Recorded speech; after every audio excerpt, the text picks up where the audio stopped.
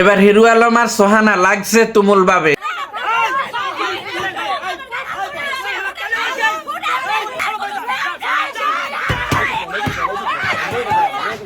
এবার আমি সোহানাকে জিজ্ঞেস করব, সোহানা তোমার সাথে হিরু আলমের সাথে কি হয়েছে তুমি বলো। রোমান্স করবে, তোমাকে আমি আদরে আদরে ভরে দিব।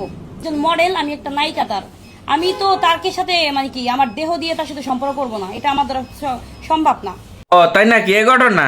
না আমার তো বিশ্বাস হচ্ছে না। আচ্ছা হিরু আলম তুমি বলো আসলে মূলত কাহিনীটা। প্রথমে যখন আমার কথা হয় ওই আমাকে জিজ্ঞেস করলো, আচ্ছা আলম ভাই একটা কথা বলেন তো। হ্যাঁ বলো। আচ্ছা আপনি তো 2-3টে বিয়ে করছেন, আপনার বউ থাকেন, আপনার কি শারীরিক সমস্যা আছে? আমি তা তুমি একদিন আসো, তোমার চুমাই চুমাই ঘরে রেখে দেবো, আমি একটা সমস্যা আছে নাকি? যেহেতু আমার নামটা হিরো, আমি সব থেকে হিরো কিনা। এখন এই কথাটা বলাতে করছে আচ্ছা ঠিক আছে। তারপরে ওই একদিন এসে আমাকে ভালো মতো আদর দিয়ে গেল।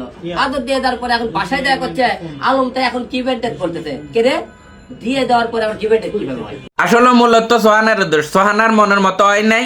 কারণ সোহানা হিরু আলমের লগে ছিল, এরপরে সোহানার দেখতেছে যে তার মনের মতন হচ্ছে না, তার আরো মোটা দরকার, বড় দরকার, এই কারণে হিরু আলমের বিরুদ্ধে লাগছে। জিনিসটা সোহানার মুখে শোনেন।